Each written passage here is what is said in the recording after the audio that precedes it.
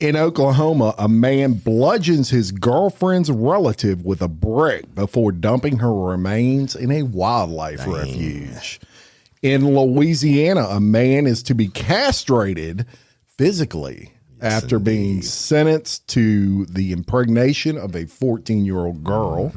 And in Texas, a woman is accused of killing her ex-husband because he was talking to another woman. All these stories today, Friday, April 26th, on Real Life, Real Crime Daily, and I'm Jim Chapman. And I'm Woody Overton.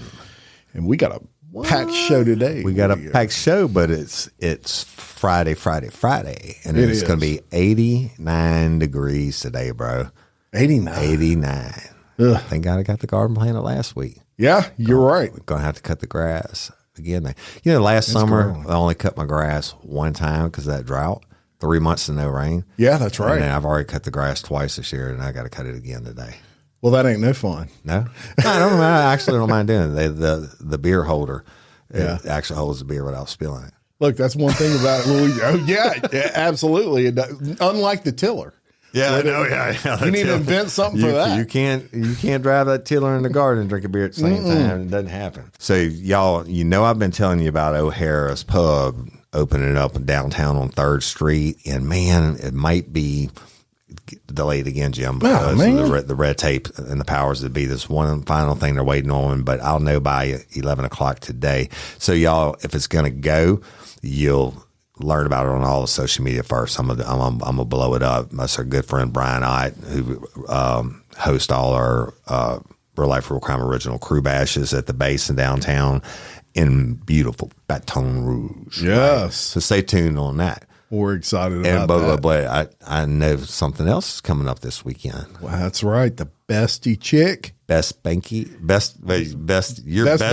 but she is the best banker ever. Yes, she is. Miss Lori Johnson, who's a huge lifer and big supporter of what as is her whole family. Yeah. And her husband is my doppelganger. Yeah, he is. Golf. That's right. He is an awesome golfer, and so are you. Yeah. Because of him, he takes my shots, y'all, when I had too many beers. That's it. Well, she's going to be dancing for Big Buddy. Yes. Beautiful program that mentors, teenagers and maybe even younger than that, but something that is definitely needed right now. And y'all, here. And Jim will give you the website, but you can actually, it's like $10. They say you can influence the judge or like bribe the judge. So for your donation, and naturally all the proceeds go to the Big Buddy program, which is an awesome thing. Yeah, if you get one youth that gets somebody to care about them and turns it around, it's beautiful and make a difference in their lives. But you can go to. I'm gonna post the link I'll post it on the Facebook page, and you just click that link and you can donate. Look, they've been training for a long time for this. It's a professional deal, like Dancing with the Stars or whatever. And so go in and buy the vote. Let's bribe the judges for and it's all for a great cause, right? It sure is. And so good luck, bestie. Hey, much love to you, Lori, and to your whole family. With that, let's get down to some true crime time for Friday. And we're going to Oklahoma first. Wait. Sooners. The Sooners. Brian Bosworth. Brian. That's exactly right. Only one I know. But Emmett Smith played for Ford. Somebody else from. Oh, well, I can't remember. Yeah. Well, he was probably the most notorious with Brian Bosworth for sure. But in this, he's not involved in this case. And he's involved in some Dr. Pepper commercials. He's too busy. He definitely is. An Oklahoma man alongside his girlfriend bludgeoned his girlfriend's relative with a brick before dumping the victim's remains in a wildlife refuge. I got to interrupt you. Yeah, sure. Stabbing is personal. I always say that, how personal it is. But bludgeoning, literally beating someone to death with a brick, nothing gets more personal than that. Nothing gets more personal. Stabbing, you could hit them in the heart one time and they're done. But beating, can you imagine? I mean, you got to whack them several times. Yeah, that's up close and personal. Yeah. Well, the guy's name in this case is Tevin Seaman. What? I'm going to leave that one alone. was waiting for you to say something, but that's his name. And he is 29. The co-defendant is Nicole Longden. She is 24, and they were indicted in May of 2023 for the murder of, now it gets even worse right here, a 68-year-old woman. What's up with killing the old people? I don't know. Her name is Karen Smith. Seaman admitted to officers that he agreed to kill Smith and went to her home and bludgeoned her to death with a brick, put her body in the back of his vehicle, and then disposed of her body in the Wichita Mountains Wildlife Refuge. I mean, I guess he didn't own a gun or couldn't afford a knife, so he had to pick up a brick. I mean, where do you just go find a random brick? Yeah, that's a great question. He admitted to law enforcement that his girlfriend requested he murder her relative because the pair had a falling out. According to the affidavit, Smith was part of a Native American tribe, the Comanche Nation, and was found dead on May 17th of 2023 in those mountains. Investigators searched the woman's home, and they found blood consistent with a violent struggle, as Woody just alluded to. It had to be violent, right? Law enforcement noted that Smith's vehicle was missing from her home. Days later, Texas law enforcement observed the victim's vehicle driving in Dallas, Texas. Officers attempted to pull the vehicle over, but Seaman and Longden fled and the police chased them on a high-speed chase. They eventually crashed into a lake. The two attempted to flee on foot, but they were apprehended. In an interview with the authorities that day, Seaman initially denied involvement in the death before admitting he killed her. And he also admitted that Longden was his girlfriend and she was a co-conspirator at that point, he eventually pled guilty to, she pled guilty to accessory after the fact and admitted helping Seaman in his attempt to avoid arrest. He faces life in federal prison. Longden faces 15 years in prison if convicted. So I think they both think about life. Think about that. You do this, and you commit this heinous crime, and you run from the police. And at first, and I've done this numerous times throughout my career, and they're like, wasn't me, I don't know what you're talking about. So what that tells me is that's some great detective work. Yeah. They had to get them past Miranda.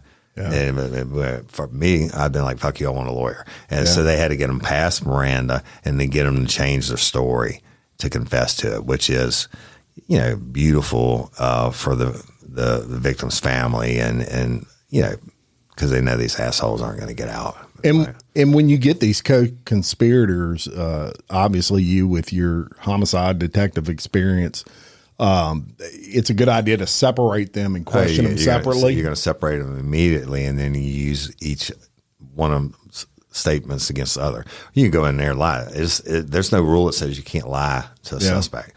You can tell them anything you fucking want to. So you could go in there and say, your buddy just ratted you out. But your buddy just said, you did it, and and they'll be like, no, I don't believe that. I'll say, okay, motherfucker, I'm telling you, I don't have a reason to lie to you, so you better get up and tell your side of the story and be like, well, that motherfucker did it. So, but I mean, it's no laughing matter. Obviously, it's a brutal murder.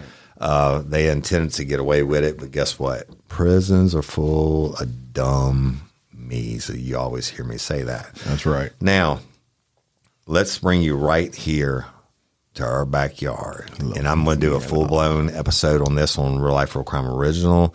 I hadn't even thought about this guy in probably 20 years, but I used to chase him back in the day, and he was one of the first meth cooks when meth started taking over, and I could tell you exactly where he lived, where his trailers were, what they looked like, photographic memory.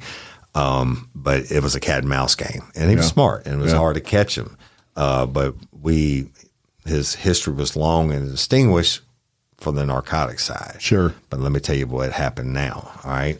So this genius's name is Glenn Sullivan, and in Livingston, Louisiana. He's 54. He's my age, right? Yeah. So a 54-year-old man has been sentenced to 5 decades in prison and must be castrated Ooh. for raping and impregnating a girl when she was 14 years old. Good for him. Right? Yeah. So all my years of doing it, the castration, I've read about it like in Alabama and stuff like that, but this first one I know of in Louisiana, so I'm going to continue. So Scott Perilou, who's the DA here, Yep. he announced. Now, Scott wouldn't have prosecuted the case, y'all. Actually, I know he didn't. The ADA Cascio did, and I'm going to talk to him about this. He's a jam up prosecutor and a good guy.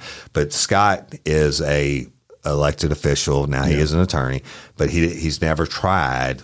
He will sit in on the biggest cases in the courtrooms, but he has his top ADAs. Back in the day, it was Charlotte A. Bear, who's now a judge, Charlotte Foster. I remember and that. so he's got his top ADA to walk this case through.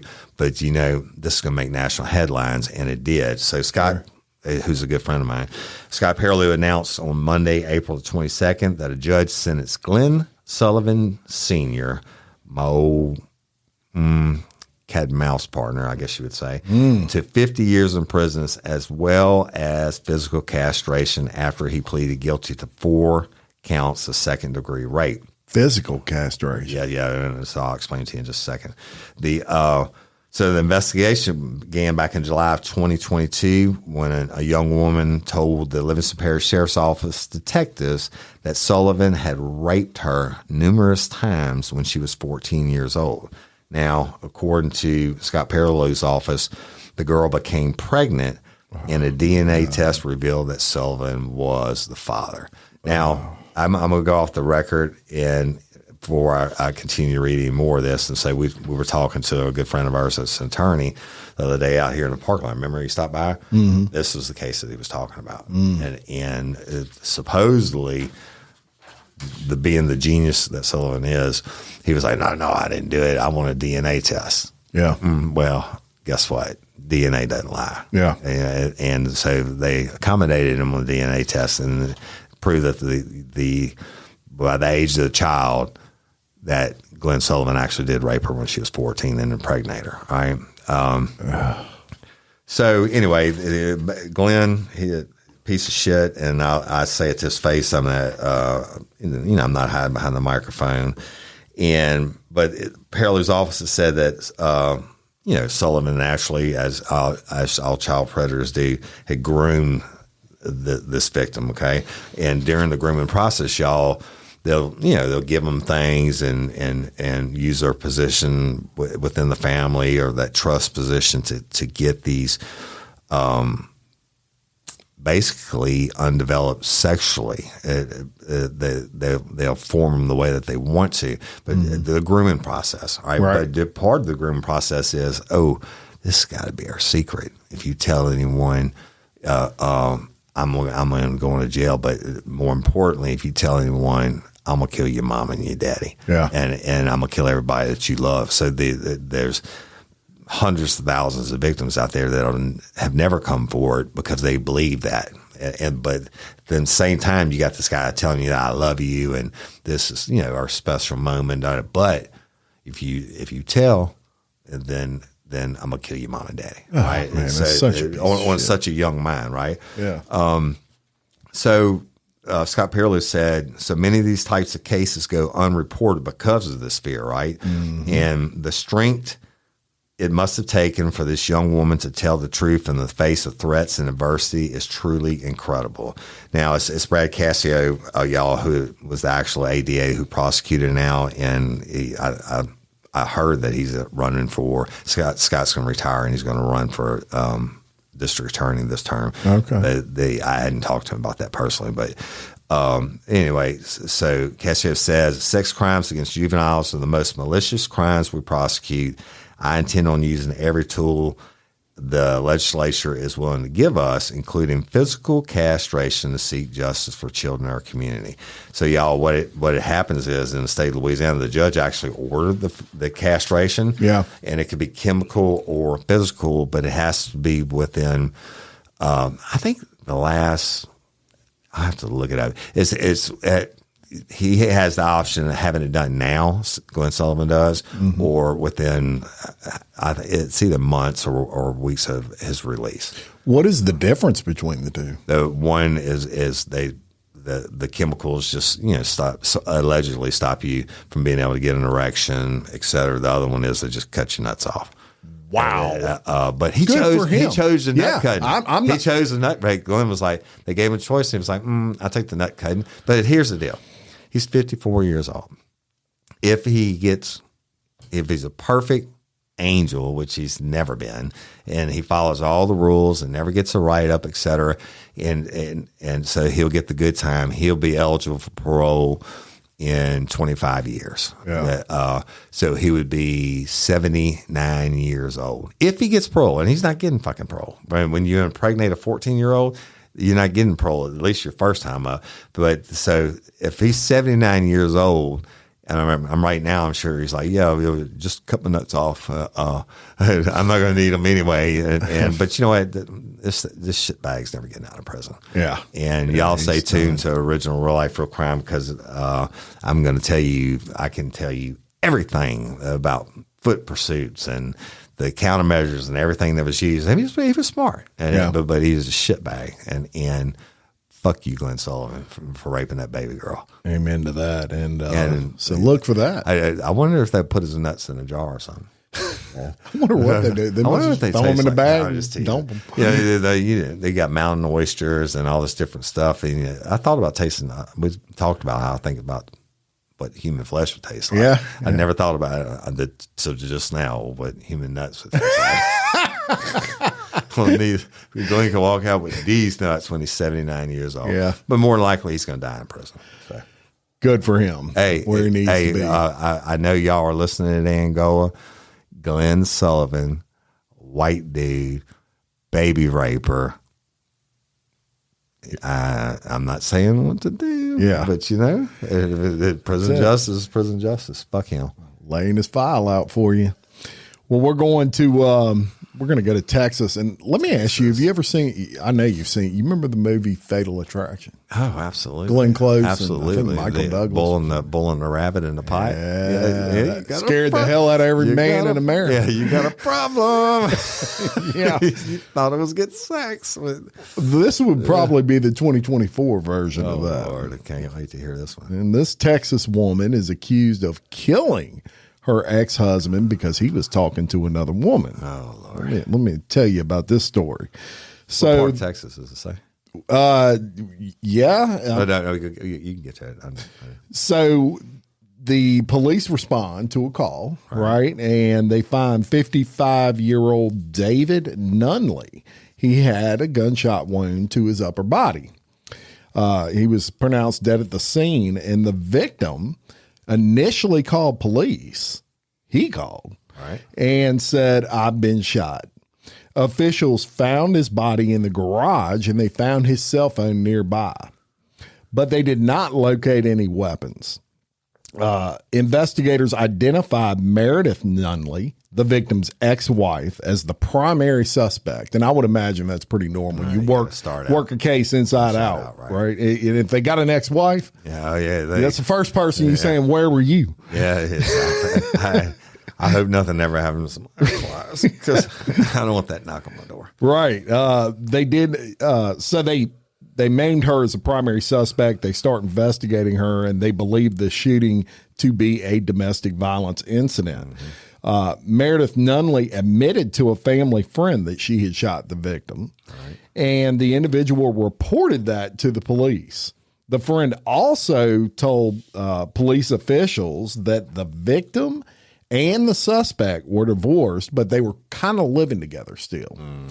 So Nunley told a family friend that she killed her ex-husband because she caught him on the phone with another woman. There you go. Officers tracked the suspect's phone to an apartment parking lot and responded to the area.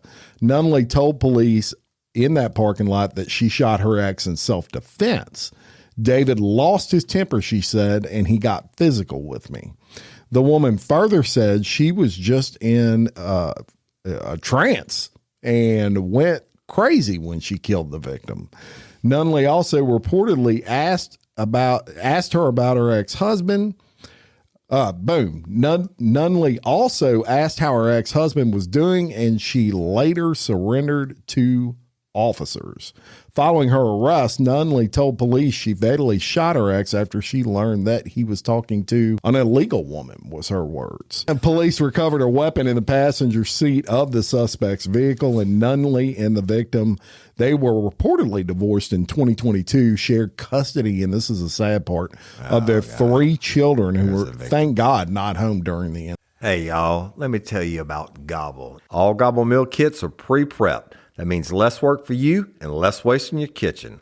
Their meal kits include everything you need so you can save time at the store or just skip that trip entirely. I got the box in and I had 3 different meals. I had a Kung Pao chicken, crispy fish tacos, and a beef bourguignon, however you say it. But let me tell you about the classic beef bourguignon. Look, it came with beef pot roast and a beef broth concentrate, red wine demi-glaze, cremini mushrooms, cipollone onions, mashed potatoes, baby carrots, and rosemary thyme butter. It was so easy to make. Literally like 15 minutes it took Cindy. And let me tell you something, and all the dishes were fire, but this thing was like a taste explosion in my mouth. It's just unreal. We've got to spend more time together and more time doing the things we love because everything came in this one single box right to my door. So see what a difference Gobble will make for your household.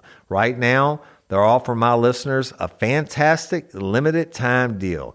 You get $120 off across 4 boxes plus free shipping and free cookies. And let me tell you, those cookies, I ate one that was sin baked and it was delicious. Go to gobble.com/real life. That's GOBBLE.com/real life for $120 off your first 4 boxes.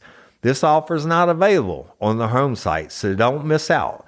This is genius. It's taste explosions in your mouth like you never had. Spark something uncommon this holiday with just the right gift from Uncommon Goods.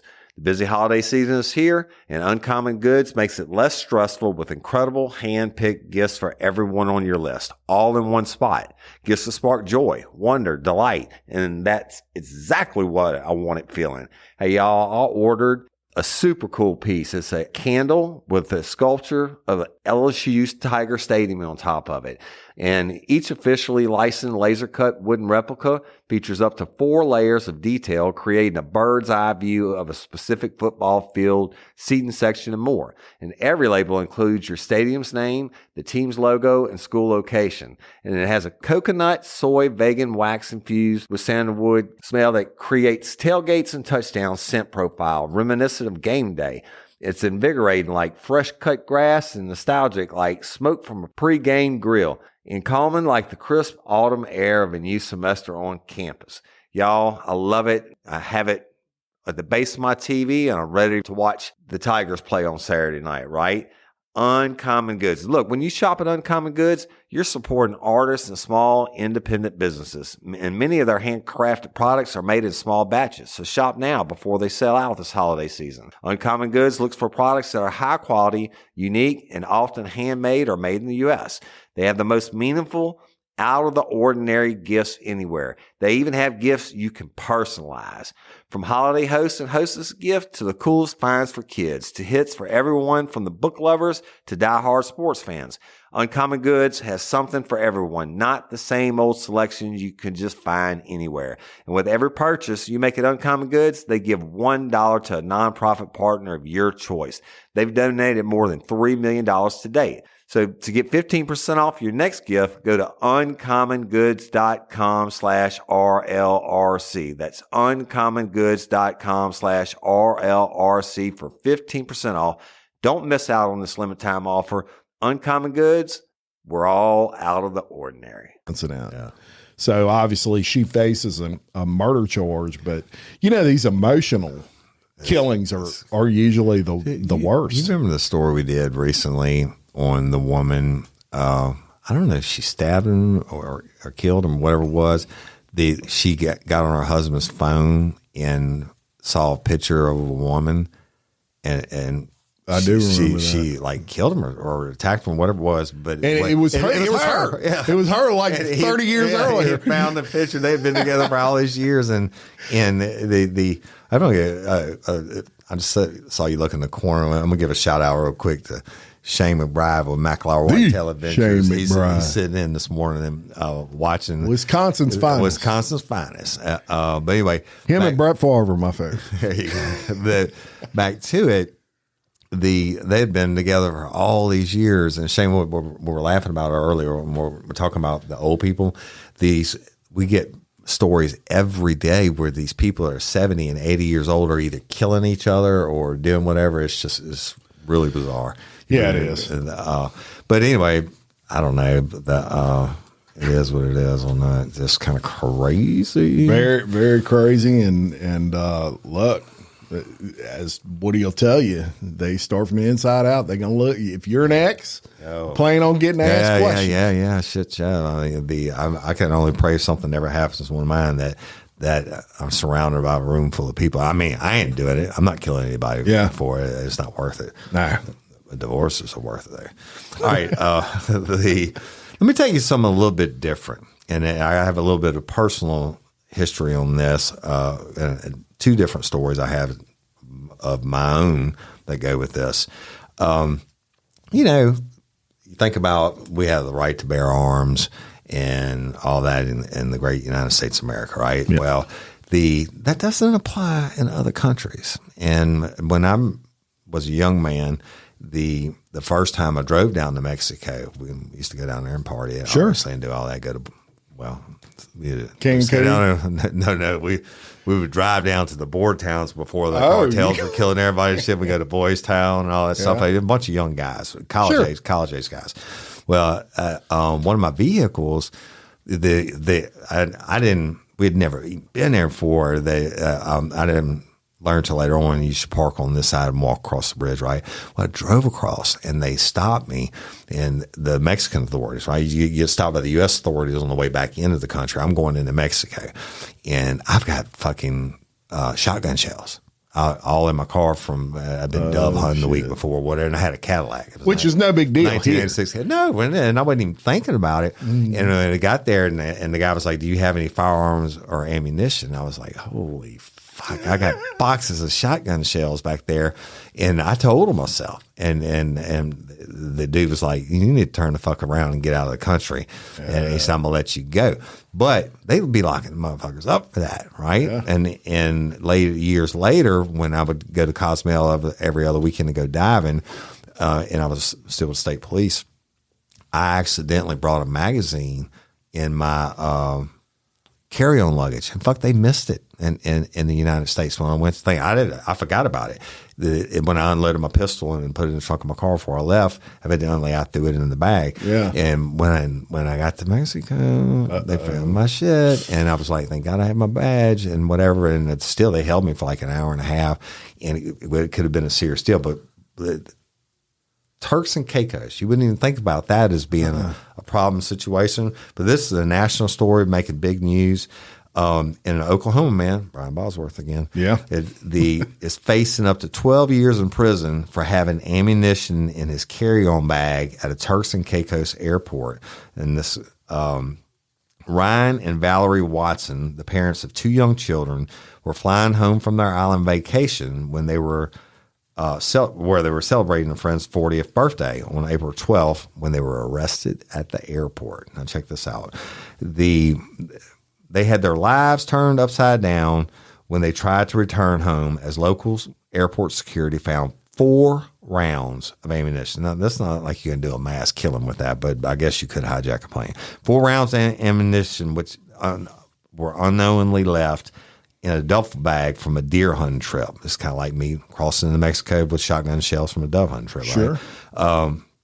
A description of the family's GoFundMe page states, "It was noticed by TSA when leaving America, and now are they facing a legal system that is unfamiliar, daunting, and expensive that operates differently than the American justice system." Well, I'm gonna take a pause with that.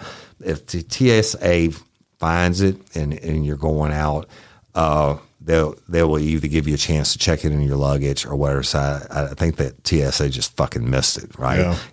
And he forgot about it just like I did, and he goes down the Turks and Caicos catches him coming back. And check this out. He's arrested, and he's facing 12 years, y'all. 12 years for 4 rounds of ammunition. And he's got crazy. 2 young kids and a beautiful wife. And you never think that, you going to Turks and Caicos, one of the most beautiful places on earth, and you going to prison for 12 years. And look, their justice system isn't like ours. Right. You're fucked. And so it calls the U.S. Embassy in the Bahamas to issue a travel alert, telling Americans not to bring ammunition to the islands. Well, that's kind of obvious, but, shit happens. But this dude is like, because of what their judicial system is, he's like really looking at 12 years. That is crazy. And, just a quick story related to that, but in the United States, of course, that would not happen, but laws change from state to state, even with, gun laws. Right. And I want to give you a good, quick example of that. Many years ago, when my kids were still little, we would travel a lot. And one of the places we traveled to, we would go to Disney pretty frequently. We would just drive there, right. Walt Disney World. And I was always taught, especially when you're traveling with your family, carry a gun. You never know when you might get broke down on the side of the road and you got to walk, and you want to have something there to protect yourself. Right. So we always did. We get to Disney World and we check into a hotel on Disney property, because I had a camper that I was pulling and my camper slot wasn't running. So we check into that hotel and I put the gun in the safe. Right. The next day we check out because our camper slot's ready, and we back into our camper spot, set everything up, and I realized, shit, I left my gun in that safe. So I call the front desk and I said, hey, I have a problem. I left my gun in my safe and I want to get it out. Has anybody checked in yet? And the lady says, hold on. And she comes back and she says, are you at your campsite now? And I said, yes, we'll be there in a minute. About 10 minutes later, the police show up and they said, we need to know what happened. And I told them the situation.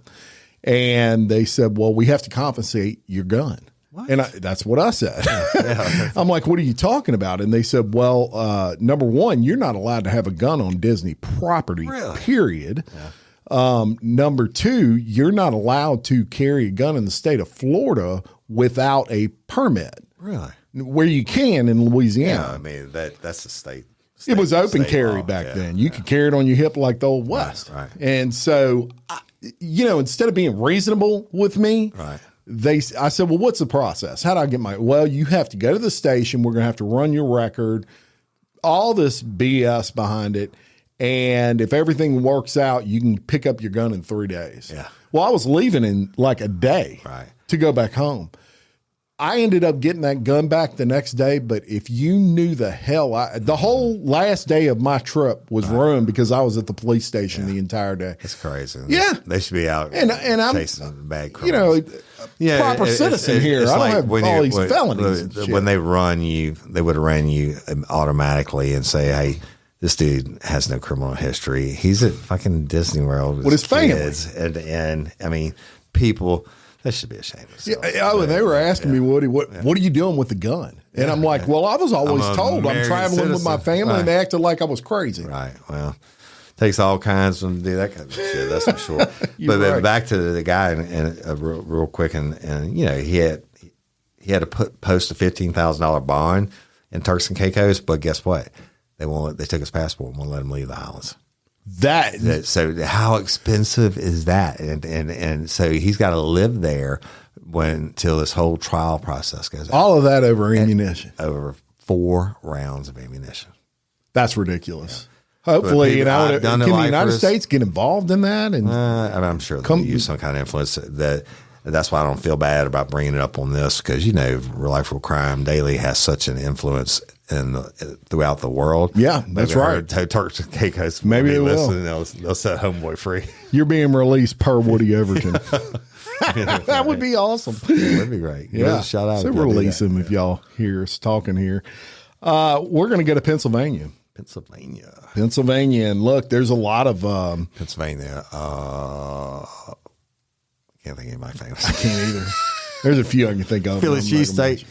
Yeah, Philly cheesesteak. There you go. Man, I was watching this show the other night. Damn it, what's it called? It's something where they get 4 chefs that come in and they get 60 seconds. They'll tell them what they got to cook, and they get 60 seconds to run in the cupboard and get all their ingredients come out, and they get $25,000 each when they start. And then as the cook, they're preparing this dish for this unknown judge that's not in the room. Yeah. That the host will offer up these things that they can auction. They auction off against each other to sabotage the other chefs, like taking away their ability to taste their food during the thing, or if if it's a ham dinner, you can buy this fake processed ham and give it to one of your chefs, and whatever, right? So this one guy, now he's from Philadelphia, the cheesesteak capital of the world, and just so happens, and he's a chef,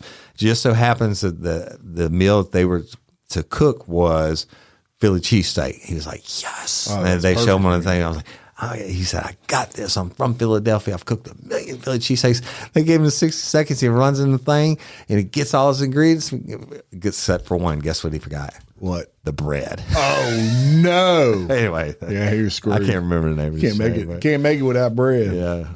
Well, we're gonna tell you about another Pennsylvania resident. Yeah. And they have these jobs that are more, I guess, trusted in society than others. Doctors being at the top of that list. This is someone you definitely want to be on the up and up. Yeah. Well, we're going to tell you a story that's kind of the opposite of that. A 33-year-old medical assistant faces charges after he posed as a nurse, conducted pelvic exams, and watched female patients undress. Oh my God. Yeah, this is a special kind of asshole. Let me guess, he videoed it. You would be right, and we'll get to that. A victim first came forward to the police department in Jenkintown, Pennsylvania. The woman reportedly said she went to the local Carbon Health urgent care for a drug test when Ramon Garcia told her to urinate into a cup. Garcia told the woman she was randomly selected to be observed.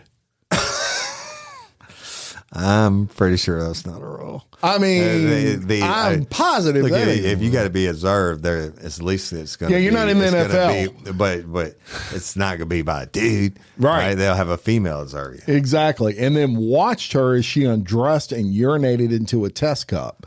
Following the drug screening, Garcia gave the woman his phone number and asked her out. Oh, my God. What an asshole, man. Coughing a squat. And I already seen your junk. And they kind of get your ditches. Yeah. A second woman came forward, and she said Garcia inappropriately touched her during an exam at the same urgent care. The second victim told investigators Garcia referred to himself as a nurse and led her to the exam room where he told her to take off her clothes. Oh, my God. He conducted a pelvic exam, penetrating her with his fingers. Wait, this is still at a piss clinic? Wait, it's an urgent care place. Urgent care, and he has to conduct a pelvic exam. A pelvic exam. And he penetrated her. And, the second victim told Garcia... said that Garcia told her to take off her pants and then touched her inappropriately a second time. According to officers, Garcia moved his head towards her pelvic area, and the victim said no and put her clothes back on. Garcia asked the woman if she was dating anyone and if she had any fantasies. Similar to the first victim, Garcia provided the second victim with his phone number. Didn't work the first time. Let's try it again. Investigators learned Garcia worked as a medical assistant. His duties include signing in patients, taking vital signs, and if directed by a physician, he could take blood samples. He was not permitted to have patients undress, and he was not supposed to perform exams or even observe urine tests. Detectives arrested Garcia at that health clinic, and they charged him with second-degree aggravated indecent assault. Now, following Garcia's arrest, officials learned there were, get this, 12 additional victims. That's the ones that came forward that are too embarrassed. That's right. Garcia conducted 2 physical exams of the vagina and surrounding areas, and also reportedly performed a hands-on breast exam and watched as patients changed into medical gowns. So he's going to jail, basically, to sum that up. And let me tell you, thank God this guy was caught, because as Woody says all the time on Real Life Real Crime Original, this is how they start. Oh, yeah. He would have ended up raping, and that was rape, but he would have ended up sneaking in your house and raping you in the middle of the night, and that would have even went further. It's just like we talked about Glenn Sullivan and grooming the victims earlier. He's using his position of authority, even though he's lying about it. Like, you've been randomly selected to let me see your junk while you pee in a cup. And these certain percentage of the people just follow the rules all the time and be like, okay, this is strange, but I need to go ahead and get this so I can go get this job or whatever it may be, right? And so he did this, and obviously maybe he had some type of success on some level, and he's using it. All this goes back to masturbation. He did whether it's the breast exam or the pelvic exam, he's using it in his kinky fantasies later on. Sicko. Bet he won't be a medical assistant when he gets to prison. Somebody going to do a pelvic exam. They're going to do an anus exam. Check his temperature with a body thermometer. Rectal exam. Yeah. Wow, bro. It takes all kinds to make the world go around. And then, I mean, you know what?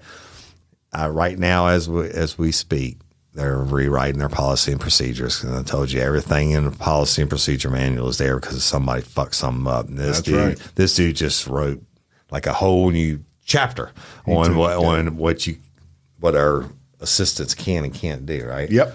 Just, anyway, I don't know. I don't know. So let me ask you this: I don't know a whole lot about AI and artificial intelligence and all that bullshit because I'm just an old hand, right?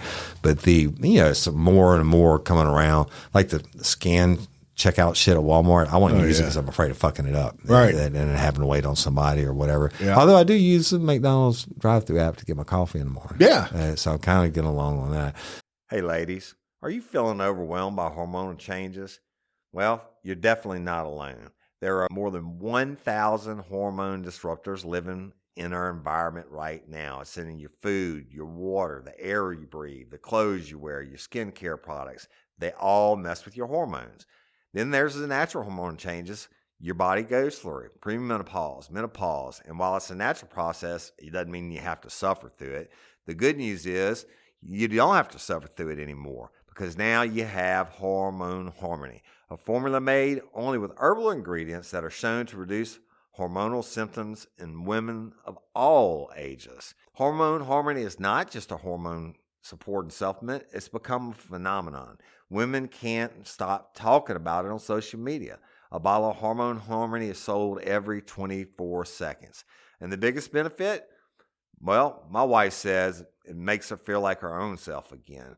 And that's what women mention over and over in the reviews. And there are over 30,000 reviews for Hormone Harmony. And for a limited time, you can get 15% off your entire first order at happymammoth.com. Just use code RLRC at checkout. That's happymammoth.com and use code RLRC for 15% off today. That's happymammoth.com and use code RLRC. Hey, y'all. Changing my wardrobe from summer to fall, it's never easy. Luckily, Quince offers timeless and high-quality items I adore, ensure my wardrobe stays fresh and I don't blow my budget. And there's nothing easier than going to Quince and choosing these high-quality items, like cashmere sweaters from $50, pants for every occasion, washable silk tops, and so much more. The best part? All Quince items are priced 50 to 80% less than similar brands. By partnering directly with top factories, Quince cuts out the cost of the middleman and passes the savings on to us. And Quince only works with factories that use safe, ethical, and responsible manufacturing practices and premium fabrics and finishes, and I love that. I got the stainless steel Link Apple Watch band for $59.90. It's heavy duty, it's awesome, and it's like $100 less than I could find anywhere else. And I also got a 100% organic cotton fisherman quarter zip up sweater. The color is alabaster. Man, I can't wait to wear that this fall. And Cindy got the Mongolian cashmere boat neck sweater in heather gray. And I'm telling you, these are classic pieces at a fraction of the price. Make switching seasons a breeze with Quince's high-quality closet essentials. Go to quince.com/RLRC for free shipping on your order and 365-day returns.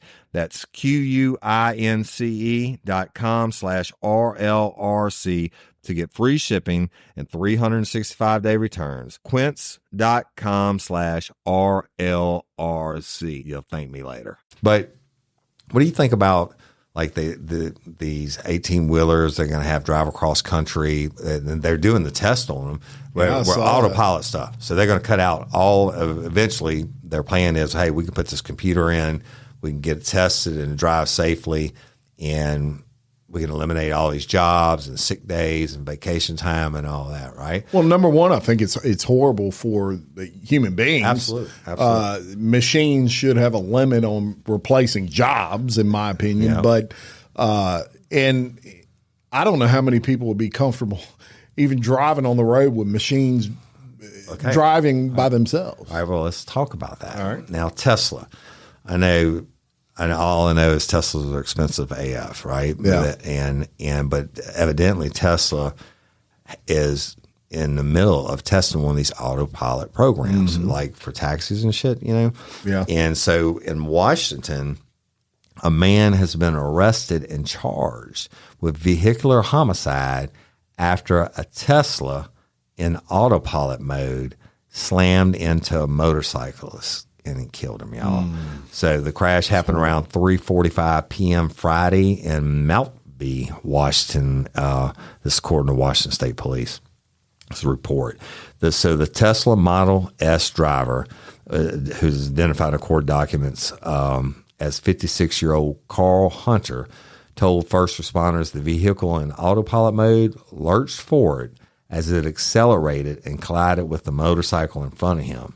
And the motorcyclist was 28-year-old Jeff Nissen of Stanwood, and he was pronounced dead at the crash site. And investigators say he was ejected from atop the bike before being run over by the Tesla.